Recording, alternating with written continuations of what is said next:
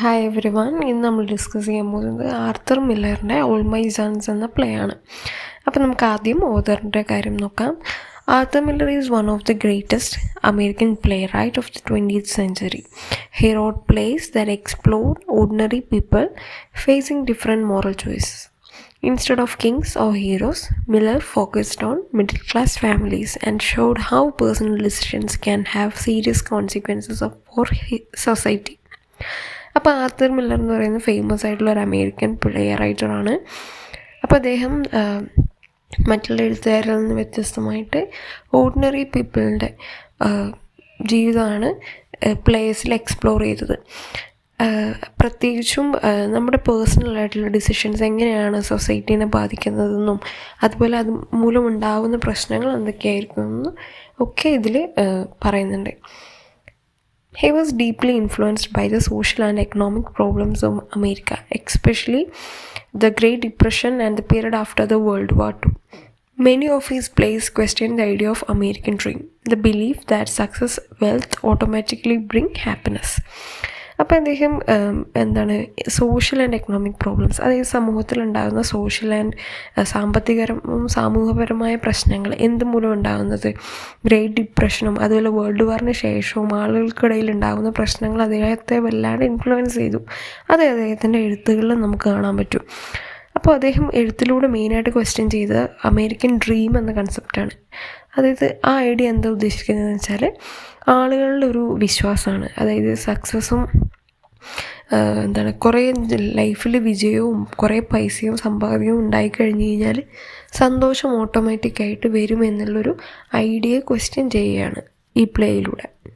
അപ്പോൾ അദ്ദേഹത്തിൻ്റെ പ്ലേസിലൂടെ അദ്ദേഹം പറയാൻ ഉദ്ദേശിക്കുന്നത് നമുക്ക് നമ്മുടെ ഫാമിലിയോട് മാത്രമല്ല കടപ്പാടും ഇത് ഉണ്ടാവേണ്ടത്, നമ്മളെ സൊസൈറ്റിയോടും കൂടി ഉണ്ടാവണം എന്ന് അദ്ദേഹത്തിൻ്റെ പ്ലേസിലൂടെ നമുക്ക് പഠിപ്പിച്ചു തരാണ്. അങ്ങനെയുള്ളൊരു പ്ലേ ആണ് ഓൾ മൈ സൺസ്. ഇത് ആദ്യമായിട്ട് പെർഫോം ചെയ്തത് 1947 ഇതൊരു റിയൽ ഇൻസിഡൻറ്റിനെ ഇൻസ്പയർ ചെയ്തിട്ടാണ് ഇത് റിട്ടേൺ ചെയ്തിട്ടുള്ളത്.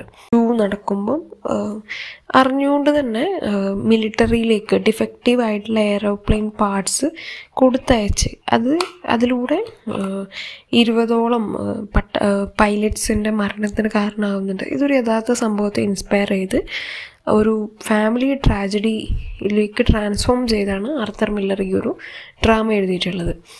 അപ്പം നമുക്കതിൻ്റെ meaning and significance of the title.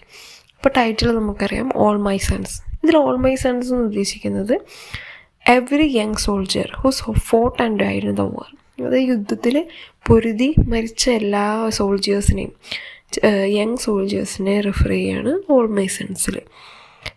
Literally നോക്കുകയാണെങ്കിൽ ഈ സ്റ്റോറി റിവോൾവ് ചെയ്യുന്നത് ഒരു ഫാമിലിയിലെ 2 മക്കളെ ബേസിലാണ്. അതായത് ലാരി കെല്ലറും ക്രിസ് കെല്ലറും. Larry disappeared during the war while Chris returned home safely. അപ്പോൾ ഇതൊരു 2 ആൾക്കാരെ, ഒരു ഫാമിലിയിലെ 2 ആൺകുട്ടികളുടെ കഥയാണ് ഇതിൽ, ലാരി കെല്ലറും ക്രിസും. അപ്പോൾ നമുക്ക് ഈ ഒരു പ്ലേൻ്റെ അവസാനത്തിൽ ഈ ടൈറ്റിൽ എന്താണ് ഉദ്ദേശിക്കുന്നത് എന്നുള്ള ഇത് മനസ്സിലാക്കാം. അപ്പോൾ അതിന് മുമ്പായിട്ട് നമുക്ക് സമ്മറി അറിഞ്ഞിരിക്കണം. അപ്പോൾ എന്താണ് സമ്മറി എന്ന് വെച്ചാൽ ഈ ഒരു കഥ ആരംഭിക്കുന്നത് ഒരു ക്വയറ്റ് സൺഡേ മോർണിംഗിലാണ്. അതായത് 1947 ഓഗസ്റ്റ് മാസത്തിലൊരു നല്ലൊരു സൺഡേ മോർണിംഗിലാണ് ആരംഭിക്കുന്നത്. അപ്പോൾ നമുക്ക് സീൻ കാണാൻ പറ്റുന്നത് കെല്ലർ ഫാമിലിയാണ് ഈ സ്റ്റോറിയിൽ ത്രൂ ആയിട്ടുള്ളത്. അപ്പോൾ കെല്ലർ ഫാമിലിയിലെ ഒരു മോർണിംഗ് ആണ് നമുക്ക് കാണാം. അപ്പം അത് നമുക്ക് കാണുമ്പോൾ മനസ്സിലാവും കംഫർട്ടബിൾ ഹോം, വെരി പീസ്ഫുൾ ആയിട്ടുള്ളൊരു അമേരിക്കൻ ടൗണിലുള്ളൊരു ഹോമാണ് കെല്ലർ ഫാമിലീൻ്റെ. ഹൗസ് നല്ല വെൽ മെയിൻറ്റെയിൻഡും നല്ല ബ്യൂട്ടിഫുള്ളായ ഗാർഡനൊക്കെയുള്ള ഒരു ഹോം. അതുപോലെ ഫാമിലിയിലുള്ളവരെല്ലാം റെസ്പെക്റ്റ്ഫുള്ളും സക്സസ്ഫുള്ളുമാണ്. അപ്പോൾ ആർത്തർ മില്ലർ ഇങ്ങനൊരു ഭയങ്കര കാമായ അറ്റ്മോസ്ഫിയർ കാണിച്ചുകൊണ്ട് പിന്നീട് ഈ ഒരു ഓർഡിനറി ലുക്കിംഗ് ഹോമിൻ്റെ ഹിഡൻ ആയിട്ടുള്ള സീക്രട്സ് റിവീൽ ചെയ്യുന്നുണ്ട്. അതാണ് ഈ സ്റ്റോറി. അവരെ വീടിൻ്റെ സൈഡിലുള്ള ബാക്ക് യാർഡിലുള്ള ഒരു ബ്യൂട്ടിഫുൾ ആപ്പിൾ ട്രീ തലേ ദിവസത്തെ കൊടുങ്കാറ്റിൽ അത് തകർന്ന് പൊട്ടി മരം ഒടിഞ്ഞ് വീണിട്ടുണ്ട്. അപ്പം അവർക്കതൊരു നോർമൽ ട്രീ അല്ല. മൂത്ത മകനായ, അതായത് കെല്ലർ ഫാമിലിയിലെ ജോ കെല്ലറിൻ്റെയും കെയ്റ്റ് കെല്ലറിൻ്റെയും ഏറ്റവും മൂത്ത മകനായ ലാരി കെല്ലറിൻ്റെ ഓർമ്മയ്ക്കായി അവിടെ നട്ടു വളർത്തിയൊരു പ്ലാന്റാണ് ആ ആപ്പിൾ ട്രീ. അപ്പം ലാരി കെല്ലർ എന്ത് പറ്റിയെന്ന് വെച്ച് കഴിഞ്ഞാൽ, രണ്ടാം ലോക മഹായുദ്ധത്തിൻ്റെ ടൈമിൽ പൈലറ്റായി സെർവ് ചെയ്ത് ഡിസപ്പിയർഡ് ആവുന്നുണ്ട്. എന്താ സംഭവിക്കുന്നതെന്നറിയില്ല, ജീവനോടെ ഉണ്ടോ ഇല്ലയോ എന്നറിയാതെ അപ്രത്യക്ഷനാവുകയാണ് ചെയ്യുന്നത്. അപ്പം ആ മകൻ്റെ ഓർമ്മയ്ക്കായിട്ട് അവർ നട്ടു വളർത്തിയ ചെടിയായിരുന്നു ആപ്പിൾ ട്രീ. അപ്പോൾ ഇത് ഈ ബ്രോക്കൺ ട്രീ ഒരു സിമ്പിളായിട്ട് സ്റ്റാൻഡ് ചെയ്യുന്നുണ്ട്. എന്താണെന്ന് വെച്ചാൽ ലാരിനെ കുറിച്ച് എന്തോ ഒരു സംതിങ് ഇമ്പോർട്ടൻ്റ് ആയ ഒരു കാര്യത്തിന് എന്തോ ചേഞ്ച് വരാൻ പോകുന്നു, അല്ല എന്തോ സംഭവിക്കാൻ പോകുന്നു എന്നുള്ള ഒരു സിമ്പിളാണ് ആ ബ്രോക്കൺ ട്രീ കാണിക്കുന്നത്. അങ്ങനെ ജോ കെല്ലർ ഗാർഡൻ്റെ അടുത്ത് പോകുന്നു. അദ്ദേഹം ഒരു 61 year old ഫ്രണ്ട്ലി പ്രാക്ടിക്കലായിട്ടുള്ളൊരു മാനാണ്. അദ്ദേഹത്തിനൊരു ബിസിനസ്, സക്സസ്ഫുൾ മാനുഫാക്ചറിങ് ബിസിനസ് ഉണ്ട്. അതുപോലെ ഒരു ഹാർഡ് വർക്കിംഗ് ആയ ഒരു ഫാമിലി മാനാണ് ജോ കെല്ലർ. അദ്ദേഹം നെയ്ബേഴ്സായിട്ടും എല്ലാവരുമായിട്ടും നല്ലൊരു ബന്ധമാണ് സ്ഥാപിച്ചിട്ടുള്ളത്. അദ്ദേഹത്തിൻ്റെ ഭാര്യയാണ് കെയ്റ്റ് കെല്ലർ. കെയ്റ്റ് കെല്ലർ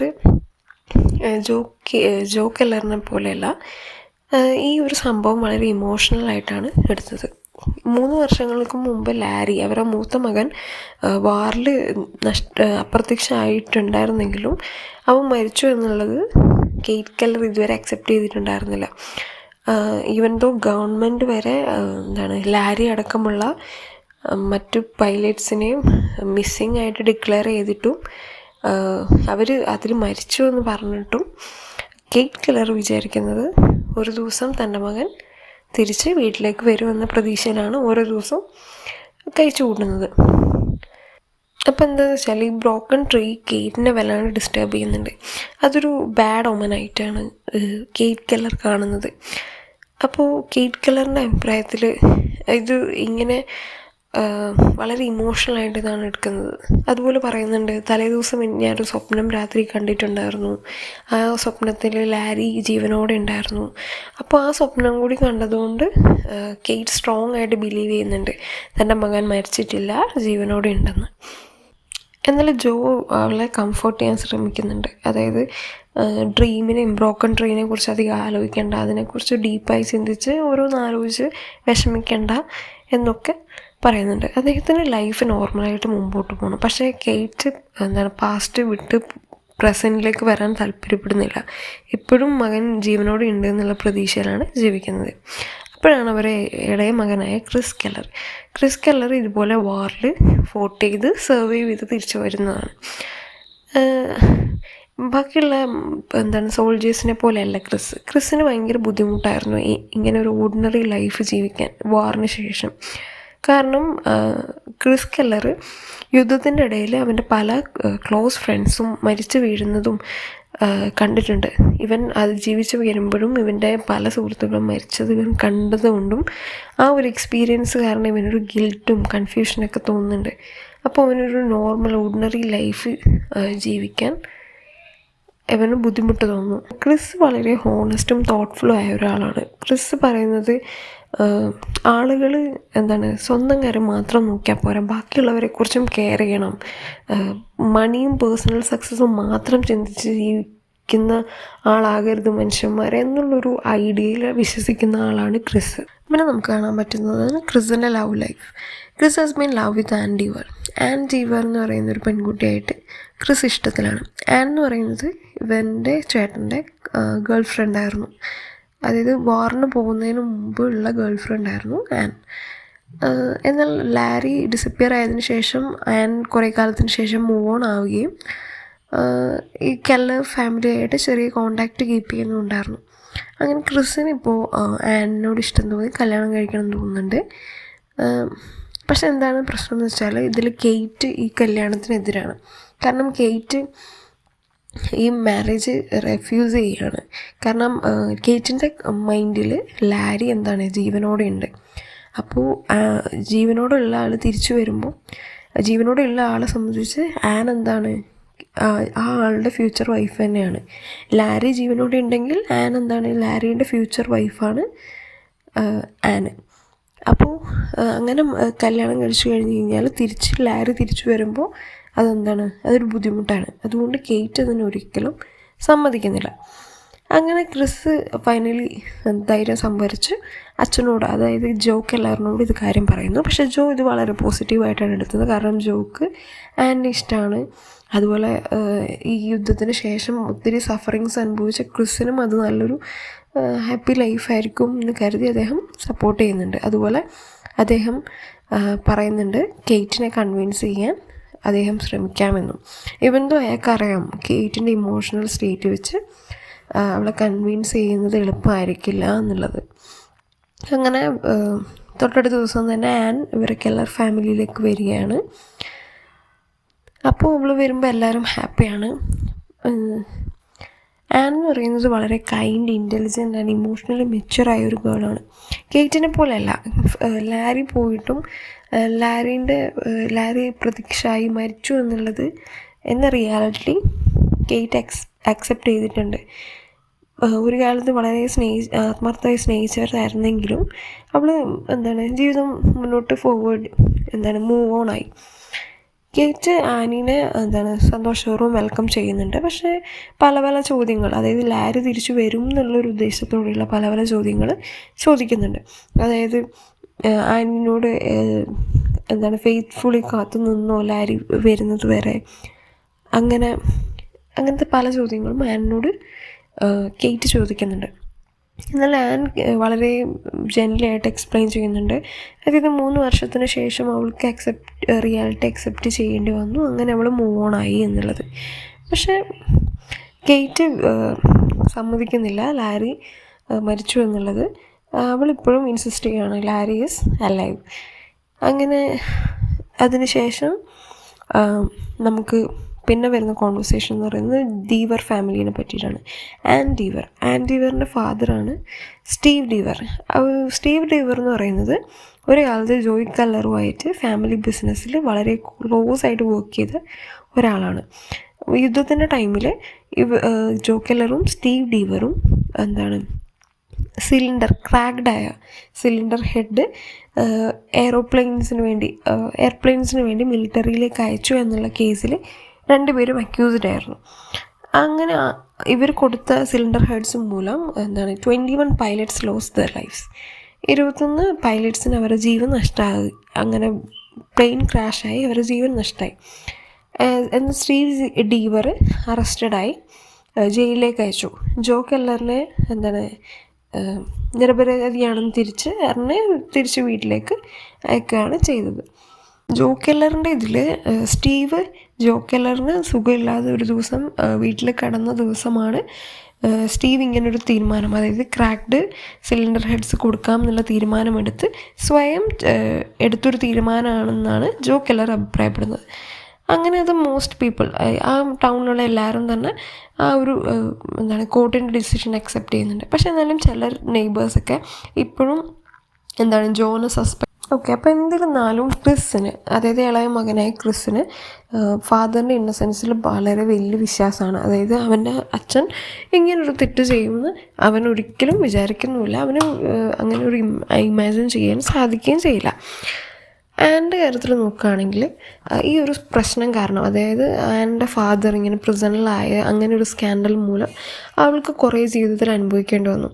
അവരെ കുടുംബം തകർന്നു. അതുപോലെ അവളുടെ ബ്രദറായ ജോർജ് ഡീവർ ഫാദറായിട്ടുള്ള എല്ലാ ബന്ധങ്ങളും വർഷങ്ങളായി ഉപേക്ഷിച്ച് അങ്ങനെ ഒരു ബന്ധമാണ് കീപ്പ് ചെയ്തിരുന്നത്. സ്റ്റീവിൻ്റെ ജോർജ് ഡീവർ, അതായത് ആൻ്റെ ബ്രദറിൻ്റെ കണ്ണിൽ അദ്ദേഹത്തിൻ്റെ ഫാദർ ഒരു കുറ്റക്കാരനായി. ഓക്കെ, അപ്പോൾ ഇങ്ങനെയൊക്കെ ആയിരുന്നെങ്കിലും ആനിന് കെല്ലർ ഫാമിലിനോടൊരു ഇഷ്ടമുണ്ടായിരുന്നു. പ്രത്യേകിച്ച് ക്രിസിനോടൊരു ഇഷ്ടമുള്ളത് കൊണ്ട് ആൻ കെല്ലർ ഫാമിലീനെ ഇടയ്ക്ക് വിസിറ്റ് ചെയ്യുകയും അവരുമായിട്ട് കോണ്ടാക്ട് ചെയ്യുകയും ചെയ്തിരുന്നു. അങ്ങനെ ഒരു ദിവസം വൈകുന്നേരം ഉച്ചയ്ക്ക് ശേഷം ക്രിസും ആനും ഇരുന്ന് സംസാരിക്കുമായിരുന്നു. അങ്ങനെ ക്രിസ് ഓപ്പണായിട്ട് ആനിനോട് പറയാണ് അവന് കല്യാണം കഴിക്കാൻ താല്പര്യമുണ്ടെന്നും ആനും തിരിച്ച് ഇതേ താല്പര്യം പ്രകടിപ്പിക്കുന്നു. അങ്ങനെ അവരെ ഹോപ്പ്ഫുള്ളായിട്ടുള്ള ഫ്യൂച്ചറിനെ കുറിച്ച് ഇമാജിൻ ചെയ്യുന്നു. പക്ഷെ അവർക്കറിയാം കേറ്റ്, അതായത് ക്രിസിൻ്റെ മദറായ കേറ്റ് ഈ മാരേജിന് ഒരിക്കലും സമ്മതിക്കില്ല എന്നുള്ളത്. ക്രിസും ആനും സംസാരിച്ചിരിക്കുന്നത് കാണുമ്പോൾ ജോ കെല്ലറിന് വളരെ സന്തോഷം തോന്നുന്നുണ്ട്. അദ്ദേഹത്തിന് മനസ്സിലാവുകയാണ് ലൈഫ് ഇങ്ങനെ മൂവ് ഓൺ ആവുകയാണ് സക്സസ്ഫുള്ളിയും ഹാപ്പി ആയിട്ട്. അങ്ങനെ ഇവരെ കല്യാണം കഴിക്കുന്നു. ക്രിസ് അദ്ദേഹത്തിൻ്റെ ബിസിനസ് ഏറ്റെടുക്കുന്നു. ആനിനെ കല്യാണം കഴിച്ച് അങ്ങനെ ഒരു ഫാമിലി ആയിട്ട് ഇവർ നല്ലൊരു ജീവിതം കണ്ടിന്യൂ ചെയ്യാൻ പോകുന്നു. ജോനെ സംബന്ധിച്ച് ജോക്ക് ഫാമിലിയാണ് വലുത്. അദ്ദേഹം ഫാമിലീനെ ജെന്യൂനായിട്ട് ലവ് ചെയ്യുന്നുണ്ട്. അദ്ദേഹം അവരെ പ്രൊട്ടക്റ്റ് ചെയ്യാൻ വേണ്ടി എന്തും ചെയ്യാൻ അദ്ദേഹം തയ്യാറാണ്. അങ്ങനെയാണ് ഇങ്ങനെ ഒരു പീസ്ഫുൾ ആയിട്ടുള്ള അറ്റ്മോസ്ഫിയർ ഒരു അൺഎക്സ്പെക്റ്റഡ് ന്യൂസിലൂടെ ഫുൾ ചേഞ്ച് ആവുകയാണ്. അതായത് ജോർജ് ഡീവർ, നമ്മൾ നേരത്തെ പറഞ്ഞ ആൻ ഡീവറിൻ്റെ ബ്രദർ ആയ ജോർജ് ഡീവർ കെല്ലർ ഹൗസിലേക്ക് വരുന്നു എന്നുള്ളത്. അപ്പോൾ ഇത് പെട്ടെന്ന് ജോനെയും കേറ്റിനെയും ഒന്ന് ടെൻഷനാക്കുന്നുണ്ട്.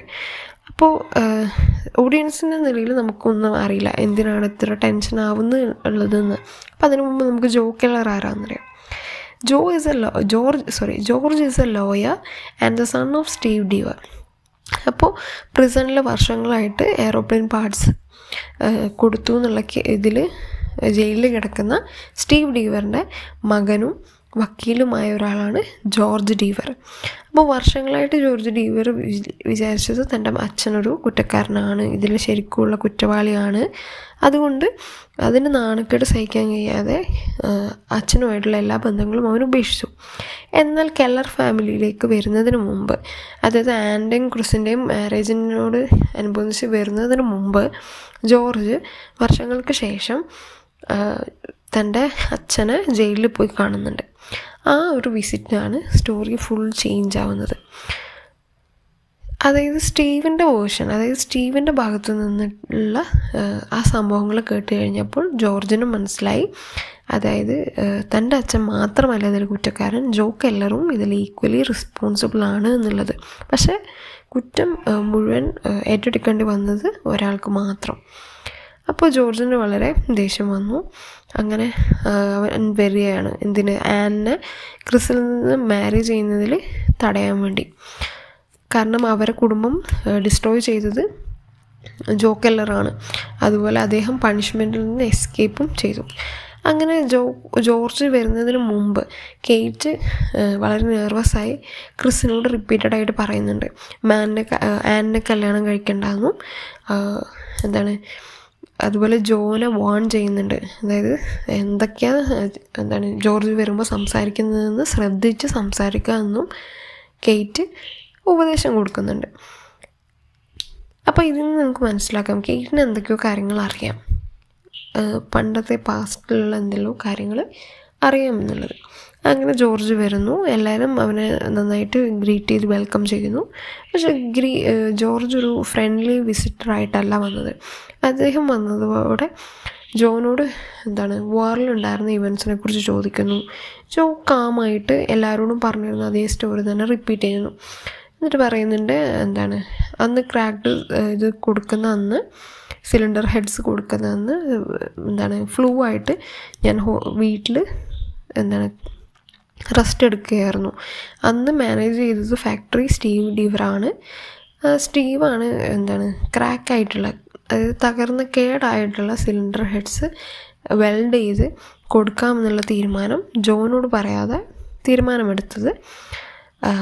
അങ്ങനെ തിരിച്ച് വർക്കിലെത്തുമ്പോഴേക്കും ഓൾറെഡി നമുക്കത് തിരുത്താനുള്ള ടൈം ലേറ്റ് ആയിട്ടുണ്ടായിരുന്നു. പക്ഷേ ജോർജ് ഇത് വിശ്വസിക്കാൻ തയ്യാറല്ലായിരുന്നു. ജോർജ് ആർഗ്യൂ ചെയ്തു, അതായത് സ്റ്റീവ് വളരെ ഓണസ്റ്റ് ആയിട്ടുള്ള ഒരു വർക്കറാണ്, അങ്ങനെയുള്ളൊരു ഇമ്പോർട്ടൻ്റ് ആയ ഡിസിഷൻ അത് അയാൾ ഒരുമിച്ചെടുക്കില്ല എന്ന് ജോർജ് തർക്കിച്ചു. പക്ഷേ അതിൻ്റെ ഇടയ്ക്ക് ക്രിസ് അച്ഛനെ ഡിഫെൻഡ് ചെയ്യാൻ വേണ്ടി ശ്രമിക്കുന്നുണ്ട്. അതായത് അച്ഛൻ കുറ്റമൊന്നും ചെയ്തിട്ടില്ല. അങ്ങനെ ആനും ജോർജിനോട് ആർഗ്യൂ ചെയ്യുന്നുണ്ട്. അതായത് കഴിഞ്ഞത് കഴിഞ്ഞു, ഇനി നമുക്കത് പാസ്റ്റ് പറഞ്ഞുകൊണ്ട് ജീവിച്ചിട്ട് കാര്യമില്ല, അതുകൊണ്ട് അത് വിടാനൊക്കെ ആന് ജോർജിനോട് പറയുന്നുണ്ട്. അപ്പം നമുക്ക് ഈ പോയിന്റിൽ നമുക്കൊന്നും മനസ്സിലാവുന്നില്ല, അതായത് ജോ ആണോ സ്റ്റീവിനെ ചതിച്ചത്, അതോ സ്റ്റീവ് ആണോ ജോനെ ചതിച്ചത് എന്നുള്ളത്. ദെൻ അൺഎക്സ്പെക്റ്റഡ് ആയിട്ടൊരു കാര്യം സംഭവിക്കുന്നുണ്ട്. വളരെ നാച്ചുറലായി സംസാരിക്കുന്നതിൻ്റെ ഇടയിൽ കേറ്റ് അറിയാണ്ട് പറയുന്നുണ്ട്, അതായത് അത്ര സീരിയസ് ആയ രോഗമൊന്നും അല്ലായിരുന്നു എന്ന്, വീട്ടിൽ നിൽക്കാൻ മാത്രം വലിയ സീരിയസ് ആയ ഫ്ലൂ ഒന്നും അല്ലായിരുന്നു എന്ന് കേറ്റ് അറിയാതെ പറയുന്നുണ്ട്. പക്ഷേ ജോർജ് അത് വേഗം മനസ്സിലാക്കി ചോദിക്കുന്നുണ്ട്. എന്നാലും ജോ വേഗം തന്നെ സബ്ജക്റ്റ് ചേഞ്ച് ചെയ്തു. അതായത് ഇതാരും അതിനെക്കുറിച്ച് കൂടുതൽ ചിന്തിക്കില്ല എന്ന് കരുതി വേഗം സബ്ജക്റ്റ് ചേഞ്ച് ചെയ്യുന്നുണ്ട്. അങ്ങനെ ജോ പണ്ടത്തെ കാര്യത്തെക്കുറിച്ച് പറയാൻ തുടങ്ങി. അതായത് സ്റ്റീവ് ഡീവറുമായിട്ട് ക്ലോസ് ആയിരുന്ന ടൈമിൽ ആനും ജോർജും ഒക്കെ ഇവരെ വീട്ടിൽ സ്പെൻഡ് ചെയ്യുമായിരുന്നു. അതിൽ ഇവിടുന്ന് കുറേ ഫുഡൊക്കെ കഴിച്ച് എൻജോയ് ചെയ്തിരുന്ന ആ കാലത്തെക്കുറിച്ച് പറയാൻ തുടങ്ങി. ഈ മെമ്മറീസ് അറിഞ്ഞപ്പം ജോർജിന് അത് ഇമോഷണലി കണക്റ്റായി. അങ്ങനെ ജോ അതൊരു ക്രിമിനൽ അല്ല, നല്ലൊരു ഫാമിലി ഫ്രണ്ടാണ് എന്നുള്ള കാര്യം അവൻ ആലോചിക്കാൻ തുടങ്ങി. അങ്ങനെ അവൻ്റെ ദേഷ്യം കുറഞ്ഞു. അങ്ങനെ ജോർജ് പീസ്ഫുള്ളായിട്ട് വീട്ടിൽ നിന്ന് പോകുന്നു. അപ്പം ജോ വിചാരിക്കുന്നുണ്ട് സക്സസ്ഫുള്ളി ഇങ്ങനൊരു വലിയൊരു ദുരന്തം ഒഴിവായിട്ടുണ്ട് എന്നുള്ള കാര്യം വിചാരിക്കുന്നു. അങ്ങനെ ജോർജ് പോയി കഴിഞ്ഞതിന് ശേഷം ക്രിസും ആനും വീണ്ടും ഒരു ഡിസ്കഷനിൽ തുടരുകയാണ്, അതായത് അവരുടെ ഫ്യൂച്ചർ. അപ്പോൾ ക്രിസ് ഇങ്ങനെ പറയുന്നുണ്ട്, അമ്മ അക്സെപ്റ്റ് ചെയ്ത് കഴിഞ്ഞാൽ നമുക്ക് കല്യാണം കഴിക്കാമെന്നുള്ളത്. പക്ഷേ കേറ്റ് അപ്പോൾ സംതിങ് കംപ്ലീറ്റ്ലി ചേഞ്ച്. അതായത് കേറ്റ് അപ്പോൾ സ്റ്റോറീൻ്റെ ആ ഡയറക്ഷൻ തന്നെ തിരുത്തി. അതായത് അവൾ ഇൻസിസ്റ്റ് ചെയ്യാൻ തുടങ്ങി. അതായത് കേറ്റ് പറയാൻ തുടങ്ങി ലാരി ജീവനോടെ ഉണ്ട്, അവൻ മരിച്ചിട്ടില്ല എന്നുള്ളത്. പക്ഷേ ക്രിസിന് ദേഷ്യം വന്നു. ക്രിസ് ഇങ്ങനെ ദേഷ്യപ്പെട്ട് ഫ്രസ്ട്രേറ്റഡ് ആയിട്ട് പറയുന്നുണ്ട്, അമ്മ എല്ലാവർക്കും അറിയാം ലാരി മരിച്ചു എന്നുള്ളത്. അപ്പോൾ കേറ്റ് റിഫ്യൂസ് ചെയ്യുന്നുണ്ട്. അങ്ങനെ അവരുള്ളൊരു കോൺഫ്ലിക്റ്റിൽ അവളൊരു ഷോക്കിംഗ് ആയിട്ടുള്ളൊരു കാര്യം പറയാം, if Larry is dead then Joe must be guilty. അതായത് ലാരി മരിച്ചിട്ടുണ്ട് എന്നുണ്ടെങ്കിൽ എൻ്റെ ഭർത്താവ്, അതായത് നിൻ്റെ അച്ഛനായ ജോ കില്ലർ ഗിൽറ്റിയാണ്, കുറ്റാരോപിതനാണ്. ആദ്യം ഇത് പെട്ടെന്ന് പറഞ്ഞപ്പം എല്ലാവർക്കും ഭയങ്കര കൺഫ്യൂസിങ് ആയി. ലാരിൻ്റെ ഡെത്ത് എങ്ങനെയാണ് ജോ ഗിൽറ്റിയാന്ന് പ്രൂവ് ചെയ്യുക? അപ്പോൾ കേറ്റ് ഇങ്ങനെ അവളെ തിങ്കിങ് എക്സ്പ്ലെയിൻ ചെയ്യാണ്. ഓക്കെ, അപ്പം കേറ്റ് വിചാരിക്കുകയാണ്, അതായത് ജോ തൻ്റെ മനഃപൂർവ്വം അങ്ങനെ ഡിഫക്റ്റീവ് സിലിണ്ടർ പാർട്സ് അയച്ചു കൊടുത്തിട്ടുണ്ടെങ്കിൽ ലാരി മരിച്ചിട്ടും ഉണ്ടാകും, അതുപോലെ ജോ അതിൽ കുറ്റക്കാരനാണ്. പക്ഷേ എന്നാൽ അവൾ വിചാരിക്കുന്നു ഒരച്ഛൻ തൻ്റെ മകനെ മനഃപൂർവ്വം അറിഞ്ഞുകൊണ്ട് കൊലയ്ക്ക് കൊടുക്കുമോ എന്നുള്ള തിങ്കിങ്ങാണ്. അതായത് അവൾക്ക് ഒരേ സമയം മകൻ ജീവിച്ചിരിപ്പുണ്ടെന്നും വിശ്വസിക്കണം, അതുപോലെ തൻ്റെ ഭർത്താവ് കുറ്റക്കാരനല്ല എന്നും വിശ്വസിക്കണം. ഇങ്ങനൊരു കോൺട്രാഡിക്ഷനിലാണ് ഉള്ളത്. ഇതിലൂടെ അവൾ വർഷങ്ങളായിട്ടുള്ളൊരു ഒരു കോൺട്രാഡിക്ഷനാണ് എക്സ്പോസ് ചെയ്തത്. ഈ തിങ്കിങ് ആയിട്ട് ക്രിസ് വളരെ ഡിസ്റ്റർബ്ഡ് ആവുന്നുണ്ട്. അങ്ങനെ ആദ്യമായിട്ട് ക്രിസിൻ്റെ ഉള്ളിൽ ഡൗട്ട്സ് വരുന്നു. അത്രയും കാലം ക്രിസ് കംപ്ലീറ്റ് ആയിട്ട് തൻ്റെ ഫാദറിനെ ട്രസ്റ്റ് ചെയ്തിട്ടാണുള്ളത്. പക്ഷേ ഈ അമ്മയിൽ നിന്നുള്ള ഈ സ്ട്രേഞ്ച് വേർഡ്സ് അവന് സംതിങ് പാസ്റ്റിൽ ഒളിപ്പിച്ച് വെച്ചിട്ടുണ്ട് എന്നുള്ളൊരു തിങ്കിങ് വരുന്നു. അങ്ങനെ ക്രിസിന് മനസ്സിലാവുന്നു, അതായത് ജോർജ് വരുന്നു എന്നറിഞ്ഞപ്പോൾ ജോനുണ്ടായ നെർവസ്നെസ്, അതുപോലെ കേറ്റിനുണ്ടായ പേടി, അതുപോലെ അവൾക്ക് ലാരിൻ്റെ ഡെത്ത് അക്സെപ്റ്റ് ചെയ്യാനുള്ള ബുദ്ധിമുട്ട്, സ്റ്റീവ് ഡീവറിൻ്റെ അക്യൂസേഷൻസ്, അങ്ങനെയുള്ള കാര്യങ്ങളെല്ലാം കൂടി നോക്കുമ്പോൾ ക്രിസിന് ഇതിൽ ഹിഡൻ ആയിട്ടുള്ളതുണ്ടെന്ന് തോന്നുന്നു. അങ്ങനെ ക്രിസ് ഡയറക്റ്റ്ലി തൻ്റെ ഫാദറിൻ്റെ അടുത്ത് പോയി ചോദിക്കുന്നു, എന്തെങ്കിലും അവൻ്റെ അടുത്ത് നിന്ന് ഒളിപ്പിച്ച് വെച്ചിട്ടുണ്ടോ എന്നുള്ളത്. കാരണം അവന് ആലോചിക്കാൻ പറ്റുന്നില്ല. കാരണം അവൻ്റെ ജീവിതകാലം മൊത്തം അവൻ റെസ്പെക്റ്റ് ചെയ്തിരുന്ന ഒരാളാണ്. അവൻ്റെ ചേട്ടനടക്കം ഉള്ള 21 യങ് പൈലറ്റ്സിൻ്റെ മരണത്തിന് കാരണമെന്ന് അവന് അക്സെപ്റ്റ് ചെയ്യാൻ പറ്റുന്നില്ല. അങ്ങനെ വളരെ പീസ്ഫുള്ളായ അറ്റ്മോസ്ഫിയറായ കെല്ലർ ഫാമിലീൻ്റെത് മാറിയതൊരു എക്സ്ട്രീം ടെൻസ്ഡായ അറ്റ്മോസ്ഫിയർ ആവുന്നു. ആർക്കും ഒരു നോർമൽ കോൺവെർസേഷൻ നടത്താൻ പറ്റുന്നില്ല. ക്രിസ് ഇപ്പോൾ തൻ്റെ അച്ഛനെ കാണുന്നത് വളരെ ഡിഫറെൻ്റ് ആയിട്ടാണ്.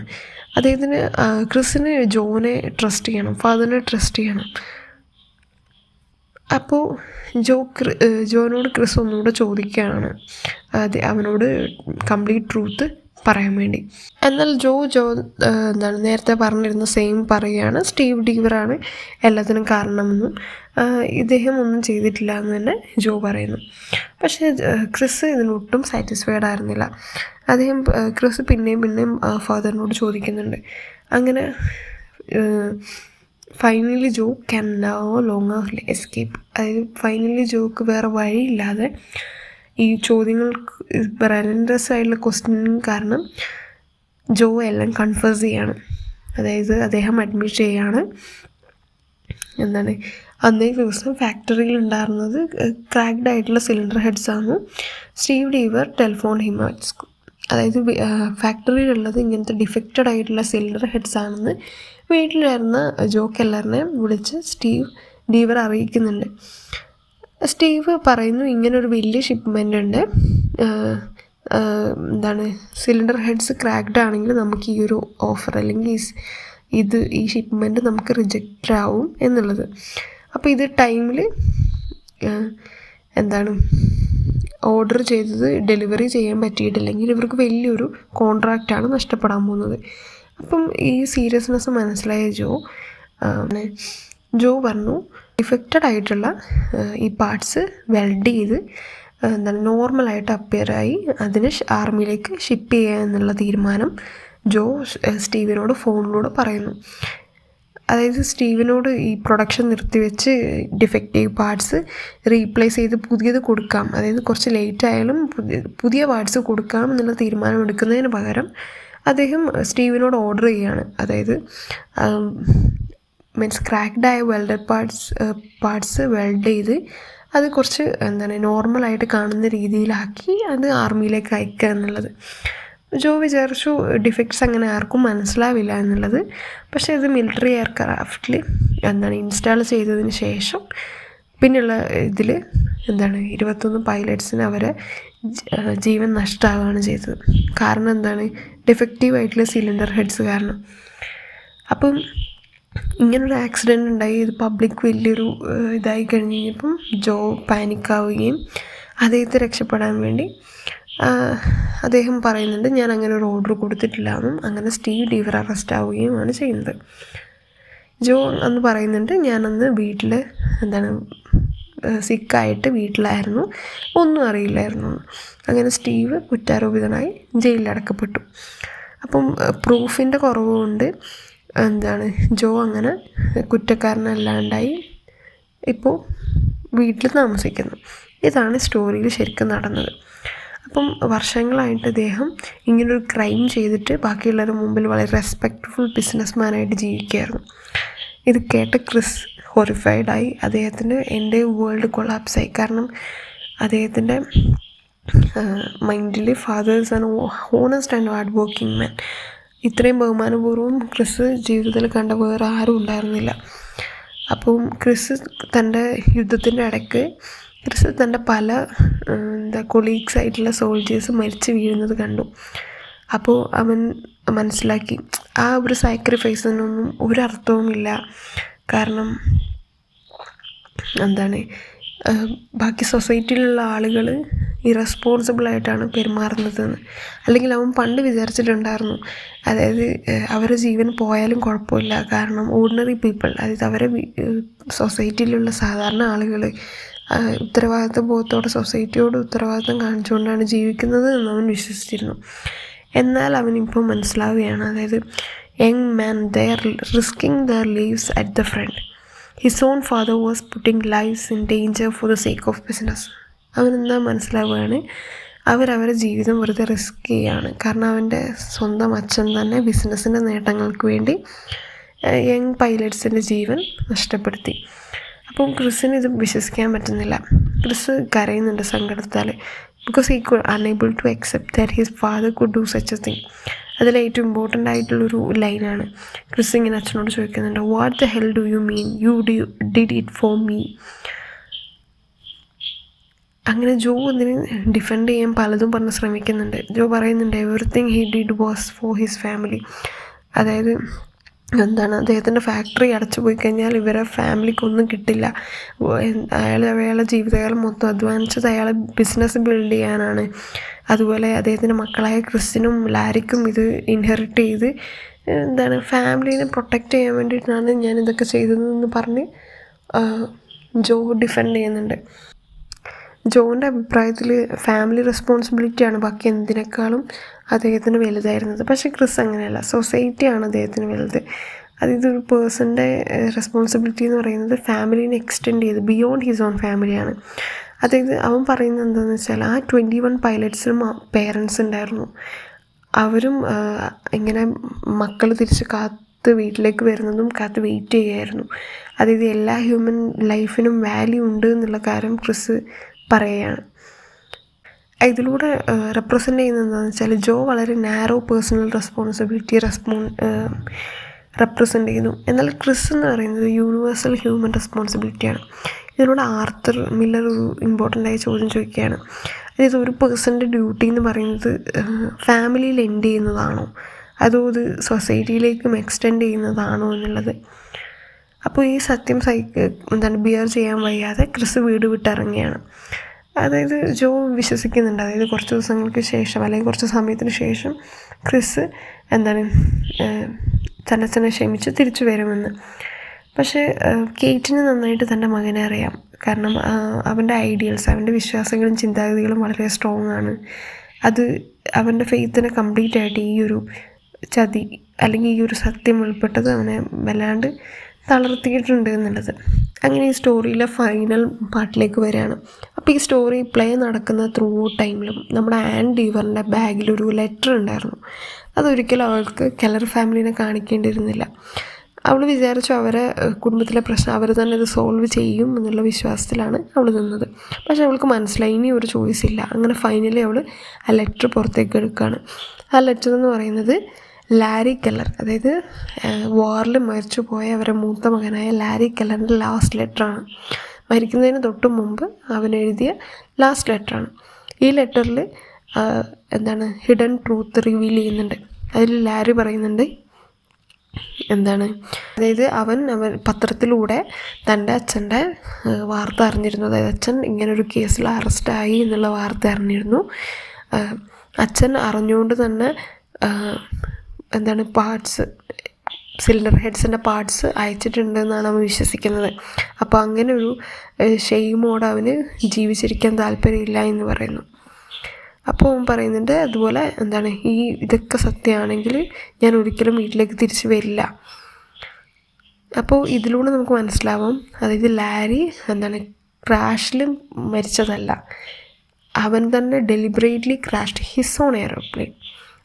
അച്ഛൻ്റെ ഈ ഒരു ആക്ഷൻ സഹിക്കാൻ പറ്റാതെ, അതിൻ്റെ നാണക്കേട് സഹിക്കാൻ കഴിയാതെ ജീവിക്കാൻ കഴിയില്ല എന്നുള്ള തീരുമാനത്തിൽ അവൻ തന്നെ അവൻ്റെ പ്ലെയിൻ ക്രാഷ് ചെയ്ത് മരിക്കുകയാണ് ചെയ്യുന്നത്. അപ്പോൾ ഈ ഒരു വെളിപ്പെടുത്തലും കൂടി ജോനെ വല്ലാണ്ട് തളർത്തി. ജോ ഇത്രയും കാലം വിചാരിച്ചിരുന്നത് ജോൻ്റെ ഫാമിലീനെ പ്രൊട്ടക്റ്റ് ചെയ്യാൻ വേണ്ടിയിട്ടാണ് ഓരോന്നും ചെയ്തിരുന്നത്. പക്ഷെ എന്നാലും അങ്ങനെ അയാൾ മനസ്സിലാക്കുകയാണ് അദ്ദേഹത്തിൻ്റെ ആക്ഷൻസ് 21 പൈലറ്റ്സിൻ്റെ മാത്രമല്ല ജീവനെടുത്തത്, തൻ്റെ മകൻ്റെ മരണത്തിനും കാരണം താനാണെന്ന് താൻ വിചാരിക്കുന്നു. ത്രൂ ദ പ്ലേയിൽ ജോ എപ്പോഴും പറയാറുണ്ട് ആ ഡെഡ് പൈലറ്റ്സ് അദ്ദേഹത്തിൻ്റെ സ്ട്രേഞ്ചേഴ്സ് ആണെന്ന്. എന്നാൽ ഈ ഒരു ഇൻസിഡൻറ്റിന് ശേഷം അദ്ദേഹം ഡിഫറെൻ്റ് ആയിട്ട് തിങ്ക് ചെയ്യുകയാണ്. അദ്ദേഹം മനസ്സിലാക്കുകയാണ് ആ പൈലറ്റ്സ് അദ്ദേഹത്തിന് സ്ട്രേഞ്ചേഴ്സ് അല്ല, അദ്ദേഹത്തിന് തൻ്റെ മകനെ പോലെ യങ് മെന്നായിട്ടുള്ള അഡൾട്ട്സാണ് അവരും. അപ്പോൾ അതിലിങ്ങനെ സ്ട്രോങ് ആയിട്ട് അദ്ദേഹം പറയുന്നുണ്ട്, sure here was my son but I think to him they were all my sons. അതാണ് ഈ ഡ്രാമയിൽ ഇമ്പോർട്ടൻ്റ് ആയിട്ടുള്ള ലൈൻ. അദ്ദേഹം മനസ്സിലാക്കുകയാണ് ആ 21 മരിച്ച പൈലറ്റ്സും were not somebody's else children, they were all my sons. അവരെല്ലാം എൻ്റെ മക്കളായിരുന്നു എന്ന്. പക്ഷെ നമുക്കറിയാം ഈ ഒരു ക്രൈം സ്റ്റീവ് ഡീവറിനോ അല്ലെങ്കിൽ ആർമിക്കോ എഗെയിൻസ്റ്റ് ആയിട്ടല്ല. ജോ കെല്ലറിന് ഈ ഒരു action it was against humanity. അങ്ങനെ ക്രിസ് തിരിച്ചു വരുന്നുണ്ട്. ക്രിസിന് എന്താണ് അച്ഛൻ്റെ ഇത് റെസ്പോൺസിബിലിറ്റി അക്സെപ്റ്റ് ചെയ്യണം. അതായത് അവൻ പറയുന്നുണ്ട് his father must face the consequence. അതായത് അദ്ദേഹം ചെയ്ത കുറ്റത്തിൻ്റെ പണിഷ്മെൻറ്റ് അദ്ദേഹം ഏറ്റെടുക്കണം അല്ലെങ്കിൽ അക്സെപ്റ്റ് ചെയ്യണം എന്നാണ് ക്രിസ് പറയുന്നത്. അങ്ങനെ വർഷങ്ങൾക്ക് ശേഷം ജോ കെല്ലർ അദ്ദേഹം അക്സെപ്റ്റ് ചെയ്യുകയാണ്. അദ്ദേഹത്തിൻ്റെ സൈഡ് ജസ്റ്റിഫൈ ചെയ്യാൻ ശ്രമിക്കുന്നില്ല. അങ്ങനെ അദ്ദേഹം വീടിൻ്റെ ഉള്ളിലേക്ക് പോകുന്നു. കുറച്ച് നിമിഷങ്ങൾക്ക് ശേഷം ഒരു ഗൺ ഷോട്ട് കേൾക്കുന്നു. അപ്പോൾ എന്താണ്, ജോ കെല്ലർ അദ്ദേഹത്തിൻ്റെ ജീവിതം സ്വയം വെടിവെച്ച് അദ്ദേഹം മരിക്കുകയാണ്. അപ്പോൾ ഇത് പ്ലേയിൽ വെടിവെച്ച് മരിക്കുന്ന സീനൊന്നും കാണിക്കുന്നില്ല, ജസ്റ്റ് ആ ഗൺ ഷോട്ടിൻ്റെ സൗണ്ട് മാത്രമാണ് കേൾക്കുന്നത്. അപ്പോൾ അങ്ങനെ കെയ്റ്റും ക്രിസും ആനും വീടിൻ്റെ ഉള്ളിലേക്ക് റഷ് ചെയ്ത് പോകുന്നു. അങ്ങനെ അവർ മനസ്സിലാക്കുന്നു. അപ്പം എന്താണ്, ക്രിസിന് തൻ്റെ ഫാദറിൻ്റെ ആക്ഷൻസിൽ ദേഷ്യം ഉണ്ടെങ്കിലും പക്ഷേ ഫാദർ ഒരിക്കലും മരിക്കണം എന്ന് ക്രിസിന് ആഗ്രഹം ഉണ്ടായിരുന്നില്ല. അതുപോലെ അവനെ തന്നെ ബ്ലെയിം ചെയ്യുന്നുണ്ട്. അച്ഛനെ ഇങ്ങനെ കൺഫെഷനിലേക്ക് പുഷ് ചെയ്തത് ഞാനാണ് അങ്ങനെ. അതുപോലെ കെയ്റ്റ് എന്താണ് മകനോട് പറയുന്നുണ്ട്, don't take it on yourself, forget now, leave. ഇതാണ് ആ പ്ലേൻ്റെ last final and most moving line.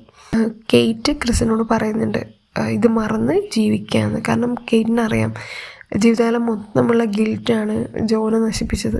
അതുപോലെ നശിക്കാൻ ക്രിസും നശിക്കണം എന്ന് കെയ്റ്റ് ആഗ്രഹിക്കുന്നില്ല. അങ്ങനെ ആ പ്ലേ എൻഡ് ചെയ്യാണ്. ഇതിലൊരു ഹാപ്പി എൻഡിങ് ഇല്ല, കംപ്ലീറ്റ് ജസ്റ്റിസും ഇല്ല. ഇത് ജസ്റ്റ് ഒരു ഫാമിലി എന്താണ് ട്രൂത്ത് ഫേസ് ചെയ്യാണ് ചെയ്യുന്നത്. ഇതിൽ നമുക്കറിയാം ജോ കെല്ലർ എന്താണ് ലീഗൽ പണിഷ്മെൻറ്റ്, അതായത് നീതിന്യായ വ്യവസ്ഥയിലുള്ള പണിഷ്മെൻറ്റായ അത് എസ്കേപ്പ് ചെയ്യാണ്. അപ്പം ഈ ഒരു പ്ലേ എൻഡ് ചെയ്യുന്നതെന്ന് പറഞ്ഞു കഴിഞ്ഞാൽ A person cannot separate private life from public responsibility. അതായത് എന്ത് ചെറിയ കാര്യങ്ങളും എന്ത് ചെറിയ ഡിസിഷൻസും അതിൽ നമുക്ക് ചുറ്റുമുള്ളവരെ എന്താണ് ഹാം ചെയ്യുന്നതോ ഉള്ളതാണെങ്കിൽ അത് നമ്മളെയും കുറച്ച് കാലത്തിന് ശേഷം നമ്മളെയും ഹാം ചെയ്യും എന്നുള്ളതാണ്. ഓക്കെ, അപ്പോൾ ഈ യൂണിറ്റിൽ മെയിനായിട്ട് ക്വസ്റ്റ്യൻസ് വരുന്നത് തീമിനെ ബേസ് ചെയ്തിട്ടാണ്. തീം ഓഫ് സോഷ്യൽ റെസ്പോൺസിബിലിറ്റിനെ കുറിച്ച് എഴുതാൻ വരും. അതുപോലെ തീം ഓഫ് ഐഡിയലിസം, പിന്നെ ജോ കെല്ലർ ആസ് എ ഹീറോ, അതുപോലെ all my sons play as A tragedy. ഇതൊരു ട്രാജഡി ആയിട്ട് നമുക്ക് എങ്ങനെ പറയാം. അതുപോലെ ക്യാരക്ടർ സ്കെച്ച് പഠിക്കുക. എപ്പോഴും അത് ആരുടെയെങ്കിലും ആയിട്ടൊരു കെല്ലർ ഫാമിലിയിലുള്ളവരെ ചോദിക്കാറുണ്ട്. ജോ കെല്ലർ, കെയ്റ്റ്, ക്രിസ് അല്ലെങ്കിൽ ആൻഡിവർ. അതുപോലുള്ളൊരു ക്വസ്റ്റ്യനാണ്, does Kate know about Keller's guilt? If yes, why does she conceals that from others? അതായത് കെയ്റ്റിന് കെല്ലറിൻ്റെ ഈ കുറ്റത്തെക്കുറിച്ച് അല്ലെങ്കിൽ ഇതിനെക്കുറിച്ച് അറിയാമായിരുന്നെങ്കിൽ എന്തുകൊണ്ടാണ് ഇത്രയും വർഷങ്ങൾ അവൾ ഒളിപ്പിച്ച് വെച്ചിരുന്നത്? അങ്ങനെ. അപ്പോൾ ഇതൊക്കെയാണ് ഇതിലെ മെയിൻ. എന്തെങ്കിലും ഡൗട്ട്സോ കാര്യങ്ങളോ ഉണ്ടെങ്കിൽ കമൻ്റ് ആവും.